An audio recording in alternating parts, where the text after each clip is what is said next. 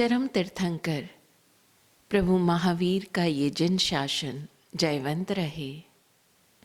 आप्तज्ञानी सतगुरुदेव को भाववंदन। सृष्टि के समस्त षटजीव निकाय का आभार। जय हो। जागृति पूर्वक यत्नापूर्वक चर्या करते हुए, जीवन की हर चर्या करते हुए जब हम ये जीवन जी रहे हैं तो उस साधक के भीतर बहुत कुछ परिवर्तित होने लगता है।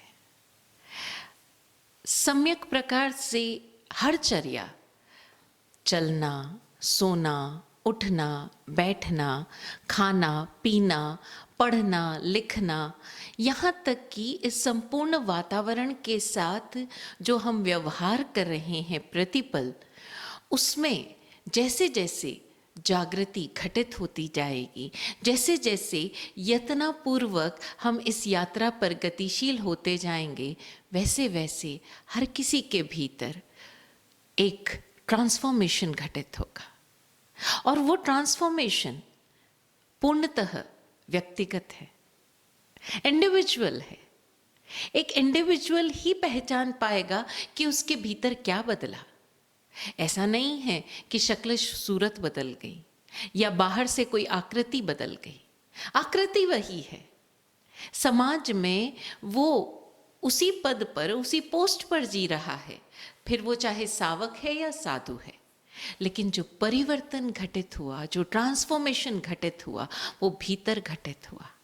और जैसे जैसे ये ट्रांसफॉर्मेशन भीतर घटित होता जाता है, उस समितिवान साधक के भीतर एक अद्भुत सी क्रांति घटित होने लगती है।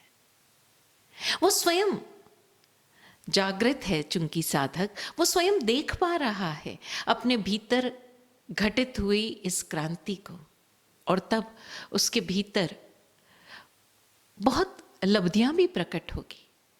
पहले वो बोल रहा था लेकिन स्वयं को शायद उतना सुन नहीं पा रहा था, या बोलने के बाद सोचता था या सोच कर बोल रहा था। लेकिन अब बोलना, सोचना, सुनना सब एक साथ घटित हो रहा है। अब वो भी सुन पा रहा है जो बोला नहीं जा रहा है, जो किसी के भीतर चल रहा है। और ऐसा ही पांचों समितियों के साथ अब वो इरियापूर्वक ही गति कर रहा है। अब उसकी भाषा भी सधी हुई है। वो स्वयं जान रहा है कि वो क्या ग्रहण कर रहा है, कैसे ऐष्णापूर्वक चीजों को ग्रहण कर रहा है, उसका परिभोग कर रहा है।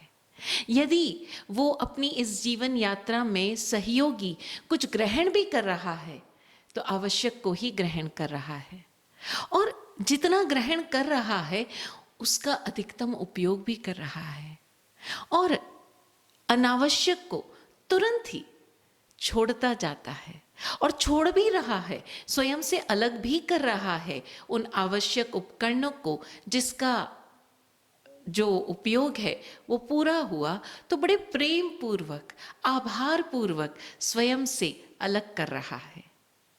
जीवन में ऐसे बहुत सारे सहयोगी मिल रहे हैं, अलग अलग क्षेत्रों में उसे सहयोगी मिल रहे हैं। जैसे स्कूल में टीचर्स मिले, फिर जब वो बिजनेस में जा रहा है तो उसे वहाँ पर अपने आसपास ऐसे अनुभवी गुणीजन मिले जो उसे बिजनेस के सूत्र सिखा रहे हैं। वो अपने आध्यात्मिक यात्रा पर अग्रसर हो रहा है तो उसके भीतर के स्तर के अनुरूप उसे अलग अलग गुरुजन मिल रहे हैं, लेकिन वो समिति पूर्वक उन सब से ग्रहण कर रहा है, और जैसे जैसे आगे बढ़ रहा है वो जितना आवश्यक है उसके साथ जुड़ रहा है, और जो अनावश्यक है उनको छोड़ रहा है। जैसे एक बच्चा जब आगे की कक्षाओं में गति कर रहा है तो अपने उन जो पिछली कक्षाओं के टीचर थे उनको पूरा भाव भरा आभार देकर, उनके प्रति कृतज्ञता ज्ञापन कर उनको स्वयं से अलग कर रहा है। वो उन टीचर से बंधा हुआ नहीं रहता कि मुझे मैथ्स पढ़नी है तो मैं मैं 10वीं में आ गया हूँ, लेकिन मैं पढ़ूंगा तो अपने 6th क्लास की टीचर से ही नहीं।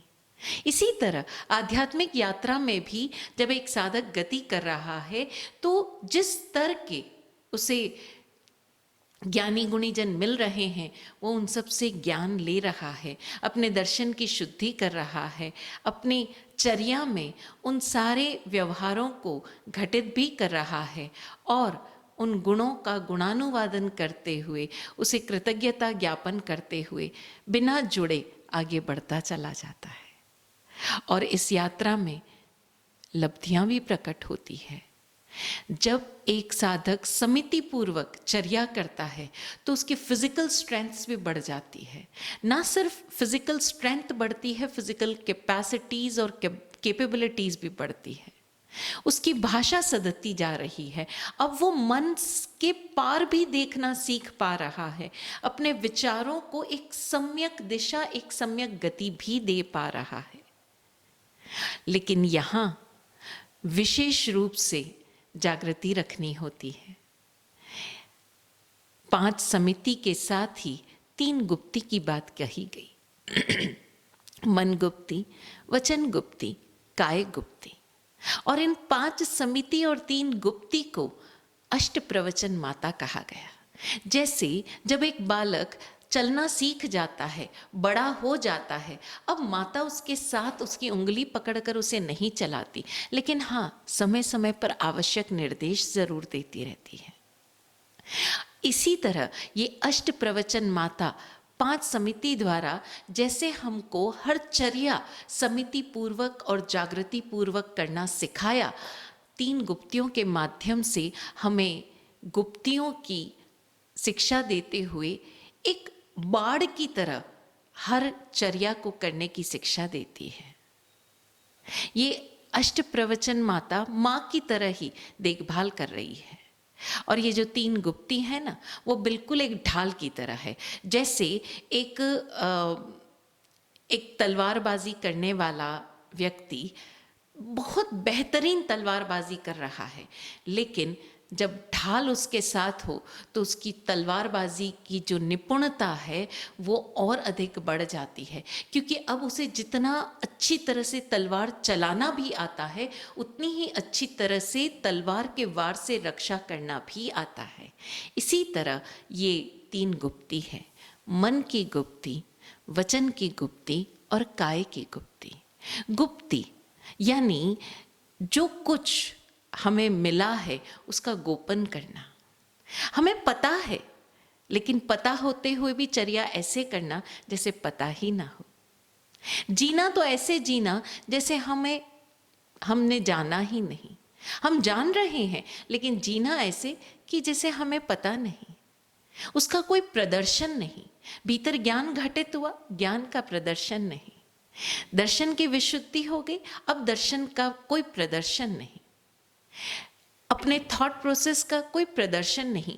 जहां पूछा गया, जहां आवश्यक लगा, वहीं पर बोला, अपनी पोस्ट के अनुरूप। जहां जो आपका रोल है उसी के अनुरूप बोलना, व्यवहार करना और अपने विचारों को उनके समक्ष रखना। गुप्ती यानी गोपन करना, संरक्षित करना। देखिए ना, हम लोग कई बार चीज़ें जानते हैं, जैसे कई लोगों को इंट्यूशंस हो गए। अब वो तुरंत जाकर एज इट इज़ बोल देंगे और कहेंगे जी हम तो बड़े सच्चे हैं, जैसा मुझे महसूस हुआ मैंने बता दिया, फिर ना कहना कि जैसे तुमने बताया नहीं। अभी क्या हुआ कि हमें कोई चीज़ महसूस हुई, हमें कोई चीज़ दिखाई दे रही है, लेकिन हमने बोलकर प्रकट कर दी। सृष्टि में जो घटना घटने योग्य थी उसका अगर हमें भान भी हुआ और हमने उसे एज इट इज़ बोल दिया, तो अब हमने उस घटना को कहीं न कहीं सीमेंटेड कर दिया, उसे एक आकार दे दिया। पूज्य विराट गुरु जी इस बारे में अक्सर जो भी भविष्यवेत्ता या भविष्य वक्ता रहे, उनको एक निर्देश देते रहे कि चाहे तुम्हें व्यक्ति की कुंडली देखकर या उनके कुछ लोग हस्तरेखा विशेषज्ञ है, कुछ लोग इंट्यूशन के माध्यम से भविष्य जान पा रहे हैं। तो गुरुजी सभी को, उन सारे भविष्यवेताओं को एक निर्देश दिया करते कि तुम्हें अगर पता भी चल जाए तो तुम अपनी वाणी से उसे प्रकट मत करो। क्यों? क्योंकि वचन लब्धि तुम्हें प्रकट हो गई है तुम्हारी साधना से, और अब तुमने बोला तो वो घटना आकार लेने के जो चांसेस है, जो प्रोबेबिलिटीज़ है, वो बढ़ गई। इसलिए तुम गुप्ती रखो, वचन की भी गुप्ती रखो, मन में भी गुप्ती रखो। हाँ, वो व्यक्ति तुमसे जुड़ा है तो उसे आवश्यक निर्देश दो कि ये जो घटना तुम्हें दिखाई दे रही है उससे बचकर कैसे निकलना। उसके लिए तुम उस व्यक्ति को तैयार कर सकते हो। अक्सर किसी को गुस्सा आता है या किसी को बहुत ज़्यादा, जैसे हम देखते हैं अक्सर पेरेंट्स कहते हैं अरे मुझे पता है तू फेल हो जाएगा, तो इस तरह से कर ले। उस बच्चे को मोटिवेट भी कर सकते हो आप। तो हमें अपने वचन की, मन की, काय की गुप्ती रखना। देखिए, इन सारी समितियों को जब हम बहुत समिति पूर्वक जब हम आगे बढ़ रहे हैं अपने जीवन में, तो हमें हमारी फिजिकल स्ट्रेंथ जब बढ़ जाती है उसका भी प्रदर्शन नहीं करना। कई बार साधु के भीतर भी ऐसी लब्धियां प्रकट हो जाती है। हमने सुनी होगी कई सारी कथाएं कि उसने एक उंगली से ऐसे किया और सामने वाला पीछे जाकर गिर गया। तो कहा गया कि साधक के भीतर जब ये लब्धियां प्रकट हो जाए तो उसकी भी गुप्ती करना। कई बार एक गुरु को या एक लीडर को, ग्रुप के लीडर को, अपने साथ में जो साधक साधना कर रहे हैं उनके भीतर घटित होने वाले कई सारे परिवर्तनों का वो साक्षी हो जाता है, लेकिन निर्देश दिया गया कि गणेश की तरह पेट रखना। अभी देखो ना, कल ही गणेश चतुर्थी का अवसर हुआ। हम सब ने, कई लोगों ने भारत के विभिन्न भागों में ये गणेश चतुर्थी के दिन गणेश जी की स्थापना की गई। बड़ा प्यारा है ये गणेश जी का जो संरचना है या जो ये गणेश जी की आकृति है, प्रतीक रूप में हमें कितने सारे संदेश देती है। कान इतने बड़े हैं, चारों तरफ से चाहे जो सुने, लेकिन मुंह कितना छोटा सा है। उतना ही बोलें जितना आवश्यक है। भीतर बहुत कुछ सुना है, पेट बड़ा हो गया है। पेट बड़ा यानी डाइजेस्ट कर लो, डाइजेस्ट कर लो। घर का जो मुखिया है, घर के जो बड़े हैं, उसे अपने घर के हर सदस्य के कई सारे सीक्रेट्स मालूम है, कई सारे राज मालूम है। जैसे अक्सर जो बड़ी भाभी है उसे अपने देवर के कई सारे राज मालूम है, क्योंकि वो देवर उसके सामने बड़ा हुआ। अब किसी क्षणों में, कंपटीशन के क्षणों में या ईर्ष्या के क्षणों में, उस जेठानी के मुंह से अपने देवर की जो पुरानी बातें हैं या जो पुराने कुछ अफेयर्स हैं या पुरानी गलतियां हैं, वो देवरानी के सामने वो सीक्रेट्स ओपन हो गए। अब ज़रा देखो परिवार में कैसा तहलका मचेगा। तो समिति के साथ साथ हम सबको ये शिक्षा दी गई, हम सबको ये निर्देश दिए गए कि मन की गुप्ती रखें, वचन की गुप्ती रखें और काय की गुप्ती रखें। और ये पूरी साधना मात्र इन 8 दिन पर्यूषणों में, या ये जो 5 समिति 3 गुप्ती की बातें कही गई, ये मात्र साधुओं के लिए चर्या हो ऐसा नहीं है कि हम देख कर चलें कि कहीं हम कोई काई पर तो नहीं चल रहे हैं, किसी वनस्पति पर तो नहीं चल रहे। मात्र इतनी ही तक सीमित नहीं है, मात्र साधुओं की चर्या तक ही सीमित नहीं है कि गोचरी कैसे लेकर आना, आपको कैसे वचन बोलना, कितना मौन रखना। ये पूरी जो चर्याएं हैं, ये जो पूरी समिति और गुप्ती है, ये प्रत्येक साधक के लिए, फिर वो चाहे सावक हो या साधु हो, साविका हो या साध्वी हो, सभी के लिए ये निर्देश दिए गए। और जैसे जैसे हम इस प्रकार जीवन जीते जाते हैं, हम अपने आप को बिल्कुल अनबायस्ड रूप से जानते चले जाते हैं। और आज संवत्सरी की साधना हम सब कर रहे हैं, हम सब ये प्रतिक्रमण भी करने वाले हैं। तो निष्पक्ष होकर, बिल्कुल न्यूट्रल होकर, अनासक्त होकर हम भीतर के इन विभावों को देखें, हम जाने अपने भीतर की हर एक भाषा को, जो कुछ भी अंदर जमा है हमारे भीतर। हमने बहुत कुछ जाना भी है, जो कुछ अनावश्यक है आज के दिन उसको अपने भीतर से निकालें।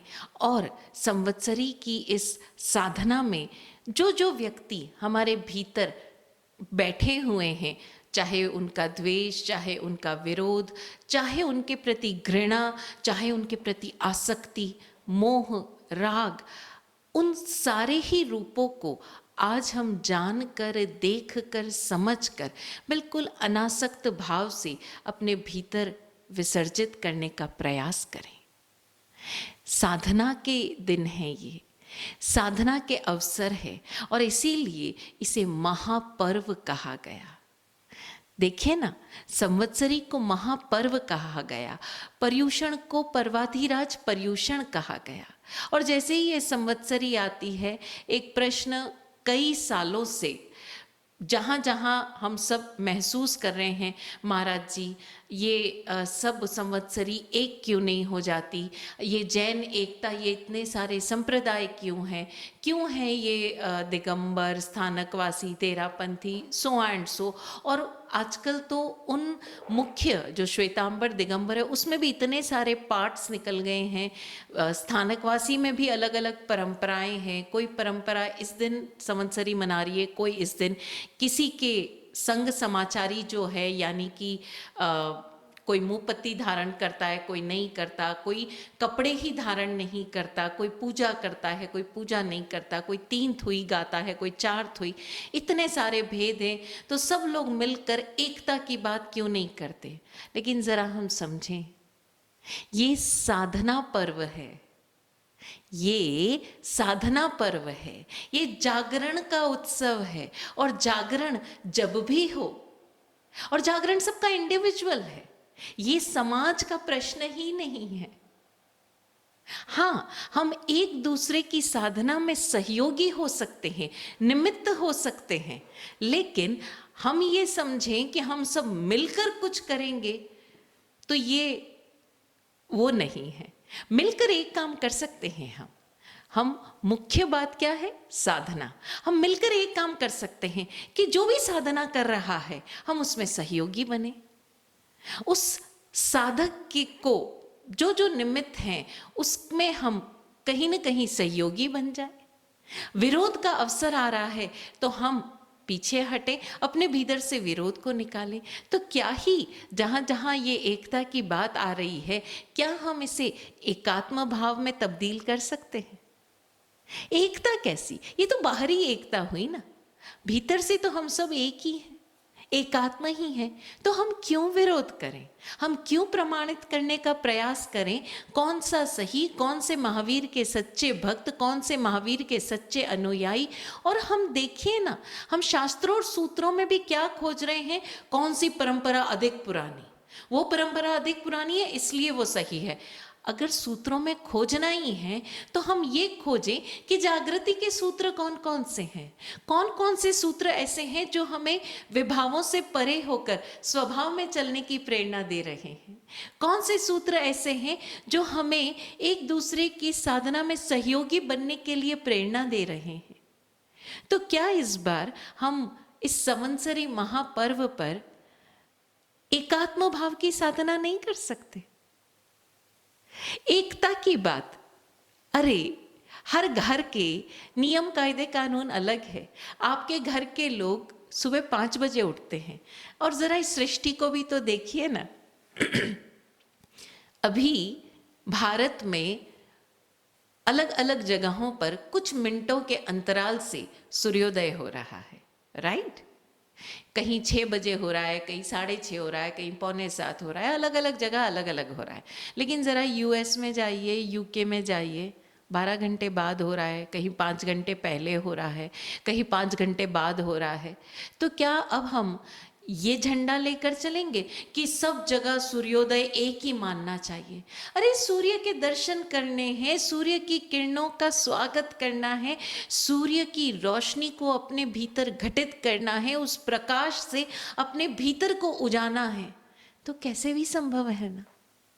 तो ये जागरण का सूर्य है, कभी भी घटित हो, कैसे भी घटित हो, हमारा मंतव्य क्या हो, हमारा ध्येय क्या हो कि हम उस जागरण के सूर्य में अपने भीतर भी जागरण घटित करें। उस प्रकाश से जो पूरी सृष्टि को प्रकाशमान कर रहा है, हमारे भीतर भी वो प्रकाश उदित हो और हम उस यात्रा में आगे बढ़ते चले जाएं। फिर क्या फर्क पड़ता है कि प्रतिक्रमण 4 घंटे का है या 1 घंटे का है, लेकिन क्या हम उस प्रतिक्रमण साधना में अपने आप को निष्पक्ष होकर देख पा रहे हैं, अनासक्त होकर देख पा रहे हैं। क्या फर्क पड़ता है कि हम मुंहपत्ती कितने अंगुल की लेते हैं, क्या फर्क पड़ता है कि वहां पर कौन प्रतिक्रमण करवा रहा है। मुख्य तो ये है ना कि हम अपने भीतर कितना उतर पा रहे हैं, हम अपने विकारों को वो सिरामी कर पा रहे हैं या नहीं, हम अपने दुष्कृत्यों को निष्फल कर पा रहे हैं या नहीं। हम अपने भीतर बसे हुए शत्रुता के भाव को, वैर विरोध के भाव को विसर्जित करते हुए उन निमित्तों को जिनके कारण से हमारे भीतर ये कषाय उपजे, क्या हम उन निमित्तों को क्षमा कर पा रहे हैं? क्या हम वाकई क्षमावान हो पा रहे हैं? क्या हम वाकई क्षमा को जी पा रहे हैं? इस बार हम अपने आप को एक नए नजरिए से देखें, एकात्म भाव रखते हुए इस सृष्टि के समस्त जीवों से खम्मत खामणा का भाव रखते हुए अपनी इस यात्रा में आगे बढ़े। ये संवत्सरी हम सबके भीतर घटित हो, ये यात्रा हमारे लिए जागरण की यात्रा बन जाए, ये उत्सव, ये महापर्व हमारे लिए जागरण का महापर्व बन जाए। इस संवत्सरी के दिन आप सभी को यही सद्भावना। ओम शांति।